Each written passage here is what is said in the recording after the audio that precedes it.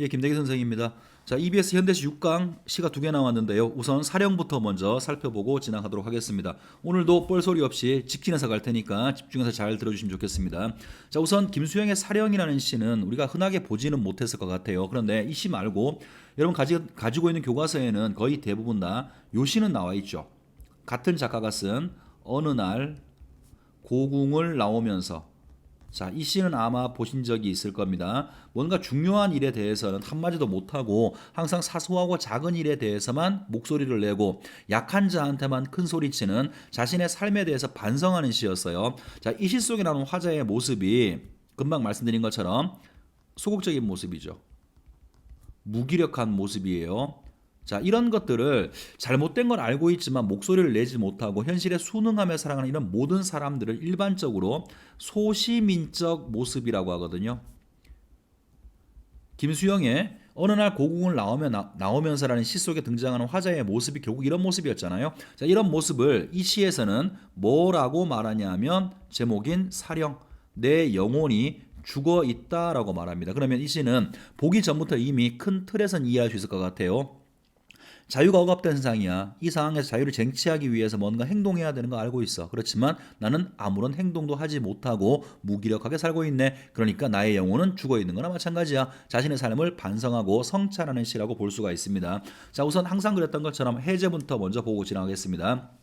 자, 이 작품은 부정적 현실에 적극적으로 대항하지 못하는, 자, 여기서 말하는 부정적인 현실은 자유가 억압되는 상황이에요. 다시 말하면 군사 독재 상황, 그때 이 시가 쓰여진 겁니다. 그래서 자유가 억압되는 부정적인 현실에서 적극적으로 대항하지 못하는 자신의 영혼, 위에 말씀드린 것처럼 무기력한 모습을 보이고요. 소극적인 모습을 보입니다. 이러한 영혼을 죽어 있다라고 토로하면서 말하면서 무기력한 자신을 성찰하고 있는 시이다. 자, 자신을 돌아보고 반성하는 시랍니다. 자, 두 번째, 이 시의 화자는 자유가 활자로만 존재한다는 표현을 통해서 자유가 억압된 부정적인 현실을 드러내고 있으며, 자, 자유는 활자로만 존재하는 거예요. 현실 속에 존재하는 자유가 아니라 뒤에 설명할 텐데 어떤 추상적인 자유, 관념적인 자유, 이론적으로만 존재하는 자유야. 헌법전에 분명히 자유가 있다라고 규정되어 있지만 실제 우리의 삶은 그렇지가 못했었죠. 그래서 할자로만 존재한다는 표현을 통해서 자유가 억압된 부정적인 현실을 드러내고 있으며, 자유를 말하는 벗 앞에서 고개를 숙이고 있는 자신의 비겁함. 자, 분명히 자유를 말하고 있지만 그 말대로 행동하지 못하고 알고는 있어. 그렇지만 행동하지 못하니까 부끄러우니까 고개를 숙이고 있는 거죠. 그러한 비겁함을 고백하면서 자괴감을 느낀다. 스스로 괴로워하는 마음을 느낀다. 자유를 얻기 위해서는 필연적으로 희생을 감수해야 함을 알면서도 이를 실천하지 못하는 자신의 영혼을 죽은 것이라고 여기며, 사령, 죽은 것이라 여기며 부끄러워하고 있다. 자, 이 시를 읽기 전에 하나 좀 말씀을 드릴 게 있는데요. 이 시는 처음부터 끝까지 부정적인 현실이 주어집니다. 부정적인 현실. 그 다음에 화자는 이 부정적인 현실에 대해서 인식하고 있어요. 이건 뭔가 잘못되었다는 사실을 인식을 하고 있습니다. 그렇지만 화자는 뭘 하지 못하냐면 행동하지 못해요. 그래서 위에서 무기력하다 혹은 소극적이라는 말을 썼죠. 이런 자신의 상황에 대해서 성찰하고 고백하고 반성하는 시가 이 글 전체의 내용이에요. 그런데 글 속에 뭐는 명시적으로 나와 있지 않냐면, 성찰은 나와 있지만, 자, 이걸 이겨내야 되겠다. 강렬한 극복 의지, 아니면 이 상황을 이겨내기 위한 어떤 대안 제시, 이런 것들은 글 속에 나와 있지 않아요. 보통 화자의 성찰로만 이야기가 마무리되고 있습니다. 자, 그럼 일단 여기까지는 봤고요. 지문 내용을 봐나가면서 설명을 드리도록 하죠. 자, 활자는 반짝거리며 하늘 아래에서 간간히 자유를 말한다고 했어요. 자, 자유가 있어요. 자유가 없는 게 아닙니다. 자유가 있는데 문제는 뭐냐면 이것이 활자 속에만 들어있다라는 거죠. 그럼 이거는 이 활자가 대비되는 건 뭐냐면 현실이죠. 현실 속에서는, 이 말은 현실에서는 자유가 없다라는 말이죠. 활자 속에서만 자유가 있어. 자, 활자는 어떻게 해석하면 좋겠냐면, 아까 선생님이 서두에 잠깐 말씀을 드렸는데 현실 속에 있지 않는 자유, 다시 말하면 추상적인 자유예요. 추상적인 자유고 머릿속에만 들어있어. 관념적인 자유고 뭔지 알고만 있는 거지. 이론적인 자유를 이야기하는 거예요. 그래서 현실 속에는 자유가 실천되지 못하고 있는 이론 속에만 존재하는 추상적인 자유를 말하고 있는 겁니다. 다시 볼게요. 활자는 반짝거리면서 하늘 아래에서 간간히 자유를 말하는데 나의 영은 죽어 있는 것이 아니냐. 자, 또 하나 보세요. 간간이죠. 그죠? 간간히 자유를 말해. 이러한 어떤 추상적 관념적인 자유조차도 항상 이루어지지 못하는 거죠. 때때로란 말이니까 자유가 항상 이야기해지지 못하고 기회가 있을 때마다 가끔씩 얘기해 주는 거. 그리고 이런 자유가 현실에 있지 않고 추상적인 법전 속에만, 책 속에만 있는 것이니까 자유가 억압되는 부정적 현실을 말해주고 있어요. 어쨌든 간간이라도 나한테 이렇게 자유를 말하는데 나의 영은 죽어 있는 것이 아니냐. 자, 무슨 말이냐면 나는 거기에 대해서 자유를 울부짖는 행동을 하지 못하고 실천을 하지 못하는 자신의 소극적인 상태를 이렇게 말하고 있는 것 같아요. 자, 그 다음 부분도 볼게요. 벗이여 그대의 말을 고개 숙이고 듣는 것은. 자, 이 벗은 아마도 문맥을 보면 위에서 말하고 있는 활자처럼 보이죠. 활자를 벗이라고 표현했고 활자가 나한테 뭔가 말한다고 표현했으니까 뭐 별로 중요해 보이진 않습니다만 의인법을 썼다라고도 말할 수 있어요. 벗이여 그대의 말, 어떤 말, 너희들은 자유가 있어. 그 말을 나는 고개를 숙이고 듣는 거지요. 다시 말하면 알고는 있어. 그렇지만 실천하지 못하는 거예요. 무기력한 모습이죠. 그러니까 하자는 지금 자신의 이런 삶에 대해서 부끄러움을 느끼는 거야. 자유가 분명히 우리한테 권리로서 주어진다는 사실을 알고 있지만 그것을 쟁취하기 위해서 어떠한 행동도 하지 못하는 상황이에요. 그런 상황을 지금 부끄러워하면서 고개를 숙이고 듣고 있다고 표현한 겁니다. 그대는 마음에 들지 않겠지. 행동하지 못하는 나의 이런 소시민적인 모습에 대해서 마음에 들지 않겠지. 마음에 들지 않아라. 누가? 나도 안다라는 거야. 법전도 벗으로 상징되는 그 자유라는 권리도 행동하지 않는 나에 대해서 마음에 들어하지 않겠지만 나도 마찬가지로 나도 이러한 내 스스로에 대해서 마음에 들지 않는다라고 말하고 있죠. 그죠? 자기 스스로를 옳지 않은 존재라고 여기고 있어요. 스스로에 대한 자괴감이 보이는 거죠. 스스로 괴로워하는 자괴감이 보이고 잘못됐다라고 하는 거에 대한 인식은 분명히 있는 거죠. 자, 그 다음에 다음 부분 보겠습니다. 모두 다 마음에 들지 않아. 계속 지금 부정어를 반복하고 있어요. 표현상의 특징이겠죠. 뭐뭐하지 않아라, 뭐뭐하지 않아라. 부정어를 반복합니다. 자, 모두 다 마음에 들지 않아라. 이 항원도, 자, 어쨌든 마음에 들지 않는 거니까 부정어로 표시할게요. 이 항원도, 저 돌벽 아래에 있는 잡초들도, 담장 아래의 푸른 페인트빛도, 저 고요함도, 이 고요함도 모두 다 마음에 들지 않아라. 자, 일단 도치법도 쓰였네요. 그죠? 모두 다 마음에 들지 않아라가 제일 뒤로 와야 되는데 제일 앞쪽에 와 있으니까 일단 도치법도 쓰였고요. 자, 지금 세모친 것들이 있을 거예요. 퉁쳐서 말하면 다 뭐를 말하냐면 자유가 억압된 화자의 일상을 얘기하는 거죠. 혹은 부정적인 현실의 모습이라고 하기에도 틀린 말이 아니겠죠. 내 주위를 둘러싸고 있는 모든 세계, 자유가 억압되어 있고 그 자유라고 하는 것이 추상적으로 관념적으로만 존재하는 이런 세계, 이런 세계는 나는 마음에 들지 않는다라고 말하고 있는데 이걸 조금 세밀하게 보는 사람들도 있어요. 뭐 굳이 이렇게까지 해석하는 것이 의미가 있나 싶습니다만 뭐 나왔으니까 나도 얘기 안 할 수는 없죠. 말할게요. 자, 황혼이라고 하는 걸 어떻게 얘기하냐 보통. 자, 황혼은 이제 저물어 가는이란 말 쓸까요? 저물어 가는 권력들이에요. 자유를 억압하는 자들, 군부 독재, 이제 곧 사라질 거야. 저놈들은 이제 영원하진 않을 텐데 그래도 아직까지 사라진 게 아니죠. 그죠? 내 자유를 억압하는 저러한 권력들. 그 다음에 돌벽 아래의 잡초들. 자, 이 잡초들은 이런 권력 앞에 아무런 말도 하지 못하고 그냥 숨만 죽이고 살고 있는 우리 보통 사람들, 소시민이라고 하죠. 행동하지 못하고 무기력하게 살아가는 이러한 소시민들의 모습에 대해서도 마음에 들지 않고, 그 다음 페인트빛. 자, 페인트는 담장에 써 있는 페인트죠, 그죠? 이 페인트는 아마도 공허한 구호를 얘기하는 것 같아요. 대놓고 말은 못하고 누군가가 밤에 몰래 나와가지고 우리는 자유를 원한다, 뭐 자유를 달라, 이런 것들, 그런 공허한 구호도 행동이 없는 거니까 마음에 들지 않고, 그 다음 마지막에 나와 있는 고요함. 이 고요함이라고 하는 건 긍정이 아니고요, 거짓된 평화인 거죠.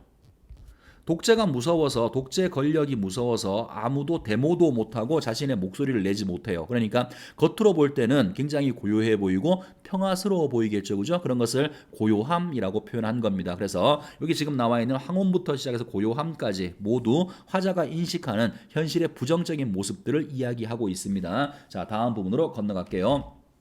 그대의 정의도 우리들의 섬세도. 자, 그대의 정의. 여기서 정의는 그대가 아까 막 얘기했던 그 법전 속에 있는 책 속에 있는 할자 속에 있는 정의겠죠. 그죠? 관념적인 정의예요. 현실적이지 못하다는 뜻입니다. 그대의 정의도 우리들의 섬세. 자, 섬세도 마찬가지로 부정으로 쓰인 말이에요. 우리들의 어떤 우유부단한 소극적인 모습 혹은 무기력한 모습이에요. 어떻게 할까 따지기만 하는 거죠. 머릿속으로 생각만 하는 것이지 행동하지 못하는 모습을 섬세하다라고 표현했지만 부정적으로 표현한 겁니다. 자, 그대의 정의도 우리들의 섬세도 행동이 죽음에서 나오는 이 욕된 교회. 자, 욕된 교회. 이게 하자가 있는 욕된 교회가 바로 부정적인 현실이겠죠. 자유가 억압되는 부정적인 현실을 욕된 교회라고 표현을 하고 있는 겁니다. 자, 윗부분에서 행동이 죽음에서 나온다고 했는데요. 아마 이거는 아마 이런 말이겠죠. 행동이라고 하는 것은 자유를 추구하는 거죠. 그러니까 이렇게 한번 해석을 해볼게요. 행동, 다시 말하면 자유를 요구하는 거죠.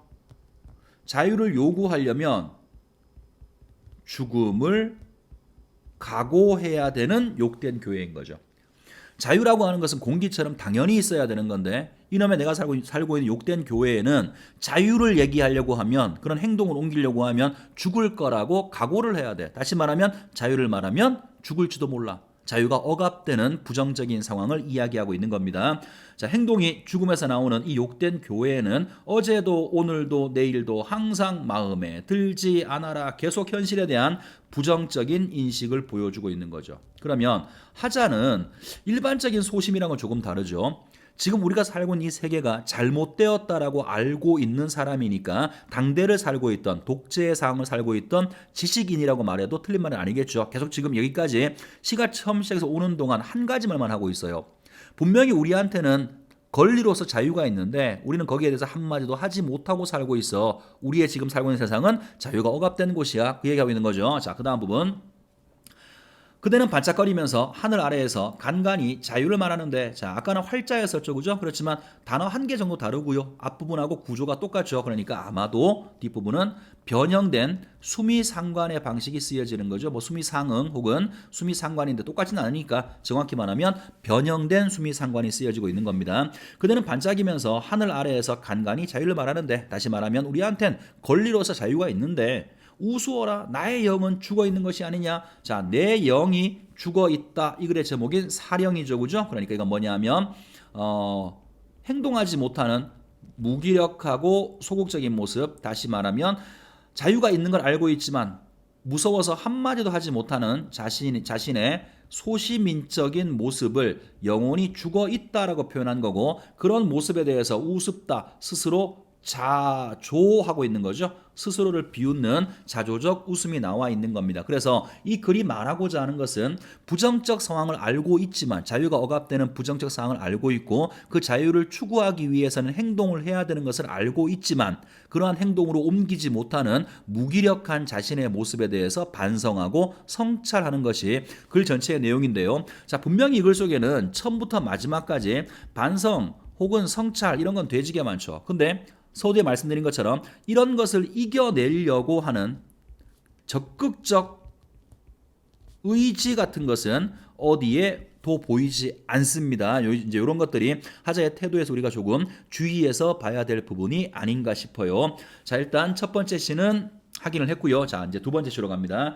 두 번째 시는 정호승의 시인데요. 많이 못 보던 시죠, 그죠? 자, 이거는 일단 해제부터 먼저 보시고 설명하겠습니다. 이 작품은 일상적 삶 속에서 발견한 자신의 위선적 모습, 자, 위선적인 모습이라고 했죠. 이게 뭔가 표리부동한 거죠.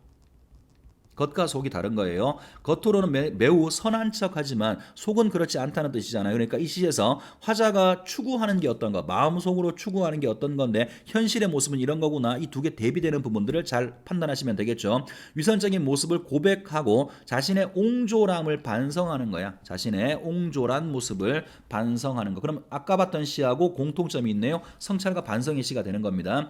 출근길에 구두에 오줌을 싼 강아지에게 화를 내는 자신의 모습을 되돌아보며 이런 게 옹졸한 모습이겠죠.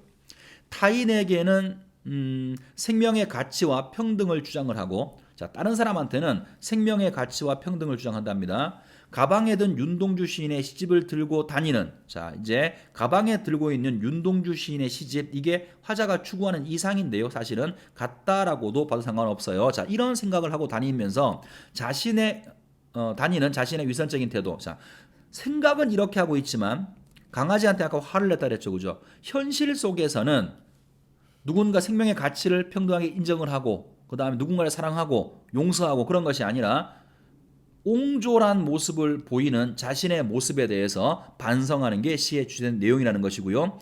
구체적 상황을 제시했다. 이게 표현상의 특징이니까 하나 기억합시다. 구체적인 상황을 제시해서 주제를 명확히 드러내고 있고 끊임없이 자기 성찰과 반성을 보여준 윤동주 시인의 시집을 언급함으로써 자신이 지향하는 삶의 가치 그렇다면 이글 속에 나오는 윤동주의 시집 윤동주 시인의 시집 이것이 상징하는 바가 나왔죠. 화자가 지향하는 삶의 가치라고 되어 있습니다. 자 그러면 첫 번째 시부터 읽어보도록 하겠습니다.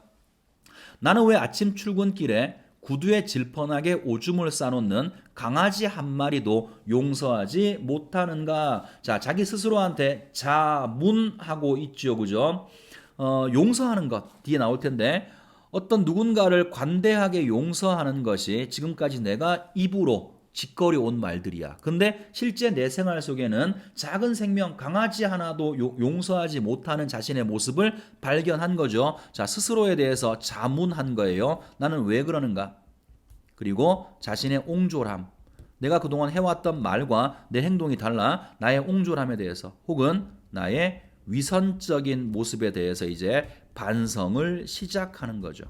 나는 왜 이렇게 살고 있는가? 다시 읽어보겠습니다. 나는 왜 아침 출근길에 구두에 질펀하게 오줌을 싸놓은 강아지 한 마리도 용서하지 못하는가? 윤동주 시집이 든 가방을 들고 구두를 신는 순간, 자, 아까 말씀드렸죠. 이 윤동주 시집이 든 가방인데요. 윤동주 시집이 화자가 지향하는 삶의 태도예요.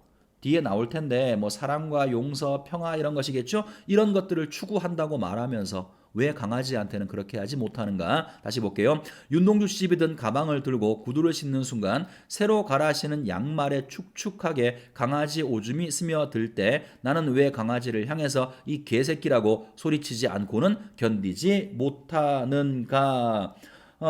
보시면 여기 일단 이런 것들이 하자가 일상에서 겪었던 구체적인 상황을 제시한다라고 말할 수 있죠.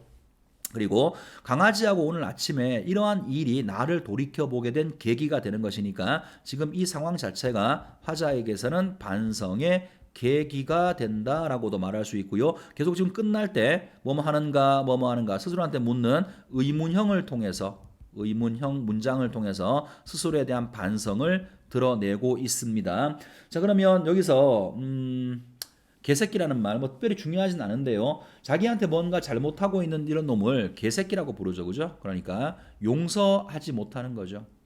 분명히 앞에 제일 첫 번째에서 그 윤동주의 시집을 들고 있다 그랬죠. 그러한 가치 중에 하나가 사랑과 용서일 텐데 그런 걸 항상 가지고 다니면서도 실제 내 생활 속에는 용서라는 게 없어. 용서하지 못하는 자신의 옹졸한 모습을 개새끼라는 말을 통해서 표현하고 있는 겁니다. 여기까지는 뭐 어려운 게 없죠. 시 자체가 어떤 특별한 상징성을 가진 시라기보다는 일상적인 어떤 용어들을 통해서 우리한테 반성을 촉구하는 그런 시기 때문에 시 내용 자체를 이해하는 건 크게 어려움이 없을 겁니다. 자, 그 다음에 또 다시 한번 보겠습니다. 개나 사람이나 풀잎이나 생명의 무게는 다 똑같은 것이라고. 자, 이거 아까 우리가 해제에서 본 적이 있죠. 그죠? 어떤 생명의 가치를 존중하는 것이고요.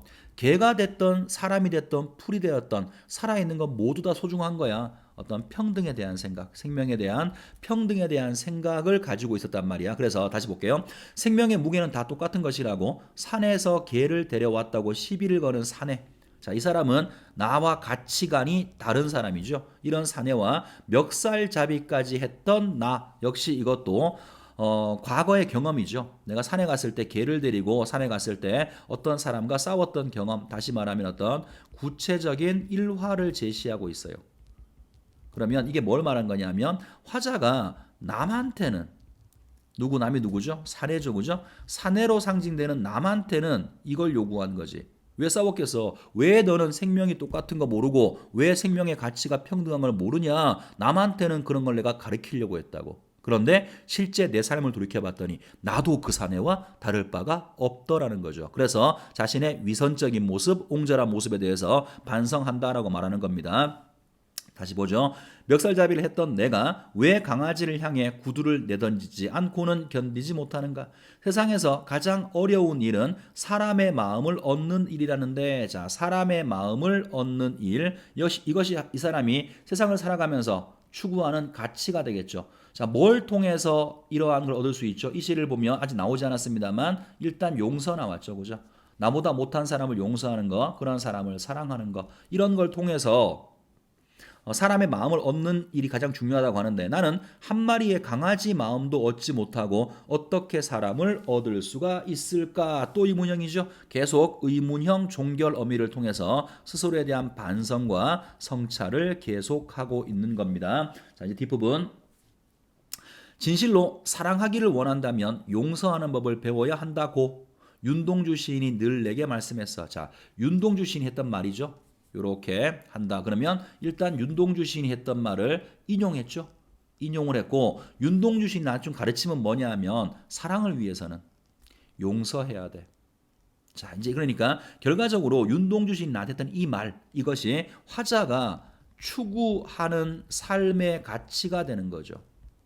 이것을 입으로는 떠들어왔다라는 거야. 항상 나는 용서하고 사랑하겠다 입으로는 떠들어왔는데 오늘 아침에 이 일을 겪어보니까 나는 현실 속에서는 그런 사람이 아니더라는 거죠. 그래서 자신의 삶을 성찰하고 반성하는 겁니다. 자, 윤동주 시인은 내게 말씀하시는데 나는 밥만 많이 처먹고 강아지도 용서하지 못하면서, 자, 밥만 많이 처먹어요. 이거 뭐냐 하면 욕심만 내는 거죠. 현실의 삶에 대해서 욕심만 내면서 강아지도 하나 용서하지 못해 옹졸하게 살아가는 거죠. 이러하면서 어떻게 인생의 순례자가 될 수 있을까? 자, 인생의 순례자, 이게 하자가 지향하는 이상적인 모습이겠죠. 문맥을 보면 타인에 대해서 용서하면서 진정한 사랑의 가치를 실천하는 사람을 아마도 인생의 순례자라고 부른 것 같은데 왜 나는 이렇게 하면서도 어떻게 인생의 순례자가 될 수 있을까? 강아지는 이미 의자 밑으로 들어가서 보이지가 않는다. 오늘도 강아지가 먼저 나를 용서할까 두렵다. 자, 오늘도죠, 그죠? 그러면 하자의 이런 모습이 계속 반복되어 온 거죠. 그렇다면 하자는 한 번의 반성으로 끝나는 것이 아니라 삶 자체에서 항상 반성을 하고 있다라고 볼 수 있고요. 마지막 부분에서 강아지가 먼저 나를 용서할까봐 두렵다라고 얘기했죠, 그죠? 그러니까 뭔가 용서의 가치를 실천하지 못하는 자신의 삶을 돌이켜 보면서 이야기를 마무리 지은 겁니다. 그래서 말과 말 혹은 이상이죠, 그죠? 내 생각과 하자의 행동이 일치하지 않는 거죠. 그래서 우리가 아까 위선적인 모습이라고 얘기했어요.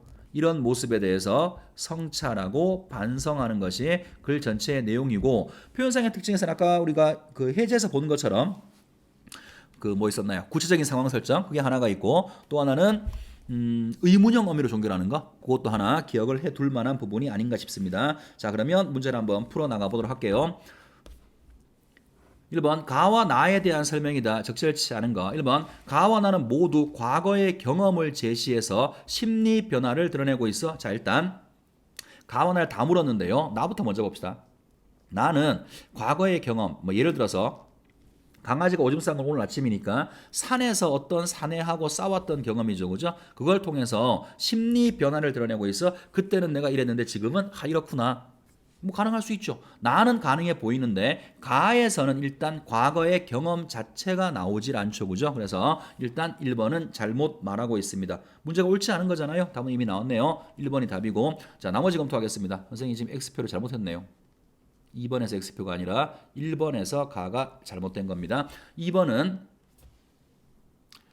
마찬가지로 물어보고 있는데요. 가와 나는 모두 의문형 표현을 통해 성찰적 태도를 보여주고 있다. 내 영은 죽어 있는 것이 아니냐. 가에도 나왔고요. 나는 처음부터 마지막까지 계속 반복해서 의문형 어미로 문장을 종결했었습니다. 이걸 통해서 성찰적 태도, 자기 스스로한테 묻는 자문의 형식을 통해서 성찰을 드러내고 있고요. 그 다음에 3번 갑니다. 가와 나는 모두 화자가 자신의 부족함을 고백하며 시상을 마무리하고 있다. 따로 설명이 필요 없겠죠. 그죠? 그 다음 4번은 가는 나와 달리 수미상관의 구조를 통해 화자의 정서를 강조하고 있어. 수미상관을 쓰게 되면요. 일단 뭐든 한 번 더 반복하는 것이니까 강조하는 것이죠. 그죠? 나에서는 수미상관이 쓰인 바가 없고 가에서는 변형된 수미상관이 쓰였습니다. 5번 나는 가와 달리 다른 사람의 말을 인용하는 화자의 바람을 표출하고 있어. 누구?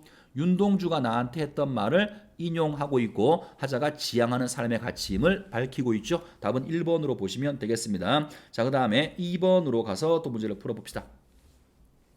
자, 기억과 니은에 대한 이해다. 가장 적절한 것을 물었습니다. 자, 벗은 여기서 벗은 활자였었죠. 자유가 적혀있는 활자였었고요. 니은은 강아지입니다. 1번 기억은 하자가 자괴감을 느끼게 해. 분명히 쟤는 나한테 권리로서 적혀 있는데 나는 실천하지 못하네. 쟤는 계속 나한테 자유가 있다고 말하는데 나는 고개 숙이고 듣네. 자기 스스로에 대한 부끄러움 가능할 수 있죠. 그 다음에 니은은 화자가 스스로 책망하게 한다. 자기 스스로를 책망하게, 다시 말하면 성찰하게 한다. 혹은 반성을 하게 만드는 계기가 된다 그랬죠. 옳은 거니까 답은 이미 1번이네요. 나머지 검토하겠습니다. 2번 기억은 하자의 태도를 변화하게 하고, 자, 하자의 태도가 바뀌었어요. 성찰했으니까 계속 지금 뭔가 난 잘못됐구나, 난 왜 이럴까 성찰을 했어요. 그죠? 태도가 바뀌었다면 무기력한 태도가 적극으로 바뀌어야죠. 저는 이게 없는 것 같아요. 태도 변화 나오지 않았습니다. 그 다음 니은은 화자의 인생관을 전환하게, 아니죠. 인생관은 똑같아요. 남을 배려하고 사랑하고 용서하는 거 똑같은데 그렇게 살지 못하고 있는 자신의 현재 모습을 반성하는 것이지 삶의 어떤 관점을 바꾸는 것은 아닙니다. 자, 3번 기억은 하자의 욕망을 드러내게 하고 니은은 하자의 소망을 구체화하도록 한다. 자, 일단 하자의 욕망을 드러낸다. 자유를 추구하는 것을 글쎄 욕망이라고 말할 수는 없죠. 욕망은 뭔가를 바라는 것이지만 보통 욕망이라고 말하면 다소 부정적인 어감이 있으니까 일단 욕망을 드러내게 만드는 거 해당사항 없고요. 그 다음에 하자의 소망을 구체화하는 것이 아니라 자신을 성찰하게 만드는 거죠. 4번 기억은 하자가 부러워하는 마음을 갖게 하고, 이런 거 안 나왔고요. 그 다음에 4번 니은은 하자가 시기, 해당사항 없습니다. 5번 기억은 하자가 겪는 고난을, 뭔 소리야, 니은은 하자가 겪는 시련에 해당사항 없죠. 그죠? 좀 선지를 만들어도 좀 그럴싸하게 만들어, 헷갈리게 만들어놔야지. 이따구로 만들어가지고 내가 또 한마디 하는데 여러분 지금 푸시는 EBS 문제가 매우 쉽습니다. 수능하고는 난도가 달라요. 이따위 문제 풀면서 답 찾아냈다고 좋아하지 말고 항상 이건 기본을 잡아나가는 거니까 나머지 선지 전부 다 검토하면서 뭐가 틀렸고 맞았는지 다 전부 다 확인하시고 문제 푸셔야 됩니다. 자, 3번 문제 갈게요. 보기를 바탕으로 가를 감상했다. 적절하지 않은 것을 골라봐라. 자, 일단 보기부터 먼저 보죠. 사령의 하자는 자유와 책임에 대한 자각 없이 편안히 살아가기만 하려는 일상적인 삶의 태도를 부정적으로 느끼면서 자신의 모습을 돌이켜보고 있다. 성찰하고 있다. 자유의 숭고한 이념을 간념 속에서만 머물게 하고, 아까 간념이 활자로 나왔었죠. 법전 속에만 있는 거야. 간념 속에서만 머물게 하고 그것을 실천으로 옮기지 않는 사람은 죽은 영혼과 다르지 않다라고 토로하고 있는데, 이러한 날카로운 반성은 자유의 실현을 가져오는 힘이 된다. 자, 반성이 결과적으로 실현을 가져오는 힘이 된다. 비록 그 힘이 곧바로 자유와 실현을 가져오는 것은 아니라고 하더라도 자유가 제한된 시대에는 이처럼 자기 자신의 안일한 태도를 준엄하게 추궁하는 의식이 실천의 근본이 될 수가 있다. 그러면 이런 말이겠네요. 그죠? 이 시는 아까 말한 것처럼 실천 자체가 나오지는 않는다 그랬어요. 그죠? 극복 의지라든가 실천해야 돼 이런 거 안 나와요. 안 나오지만 안 나온다고 해서 의미가 없는 것이 아니라 자기 스스로에 대한 치열한 성찰과 반성을 했다라고 하는 것은 그 다음 단계로 가는 실천으로 가는 하나의 뿌리가 될 수 있다라고 말하는 거죠. 이 글 속에 나오는 다소 무력해 보이지만 성찰을 하고 있는 하자의 태도에 대해서 의의를 부여하고 있는 게 이 보기의 내용처럼 보입니다. 자, 그러면 옳지 않은 거죠. 찾아보겠습니다. 1번 나의 영은 죽어 있는 것이 아니냐에서 실천이 없는 자신의 안일한 태도를 인식하고 있어. 1번 문제 없죠? 자, 2번 그대의 말을 고개 숙이고 듣는 모습에서 자유의 이념이 관념 속에서만 머물고 있어. 행동하지 못하고 알고 있지만 행동하지 못하는 모습이니까 말로만 구호로서만 존재하는 자유에 대한 이야기 관념 속에 있는 것 추상적인 거 2번 문제 없죠. 3번 마음에 들지 않아라의 반복에서 자신의 삶을 돌이켜보며 부정적으로 느끼고 있음을 확인할 수가 있다. 내 주위에 둘러싸고 있는 모든 것들 다 마음에 들지 않는다 그랬죠. 그죠? 자, 그다음 4번. 항온, 잡초, 푸른 페인트빛, 고요함, 일상적인 삶의 모습을 비유적으로 드러낸다고 할 수가 있다. 내 주위에 있는 모든 것들이죠. 자유가 억압되었음에도 불구하고 아무런 변화 없이 고요하게 살아가는 거짓된 평화에 대해서 부정적으로 인식한 거였어요. 자, 그럼 5번이겠네요. 어제도 오늘도 내일도 에서 언젠가는 자유의 실현을 이루겠다는 하자의 실천 의지를 느낄 수 있어. 자, 이거는 자 보세요. 보기에서 말했죠. 어제도 오늘도 내일도 마음에 들지 않으라. 이 말은 계속 성찰을 하겠다라는 말이죠. 보기에서 봤더니 이 성찰이라고 하는 것은 결과적으로 이 추후에 극복 의지를 갖게 되는 하나의 바탕이 된다라고 했어요. 그래서 5번 선지는 여러분 오해하시면 안 됩니다. 다시 한번 봅시다. 어제도 오늘도 내일도 여기에서 언젠가는 자유의 신을 이루겠다는 하자의 실천 의지를 느낄 수 있다 그랬죠. 그죠? 다시 말하면 이러한 성찰 자체가 이러한 것을 보여주는 바탕이 된다. 보기의 관점에서 해석을 한 거예요. 주의할 것은 절대로 시 속에 직접적으로 하자의 태도에서 극복 의지가 나오진 않습니다. 5번은 해석이죠. 그죠? 이러한 게 나오니까 보기의 관점에 따르면 실천 의지가 있을 거라고 우리가 느낄 수 있다는 것이지 시 전체 어디에도 하자의 극복 의지가 적극적으로 나와 있지는 않습니다. 그거는 주의하시고 선지가 나올 때 주의해서 이 선지가 어떤 방향에서 물어보는지 확인하시고 문제를 푸셔야 될 거예요. 자, 이렇게 해서 6강 강의를 끝냈고요.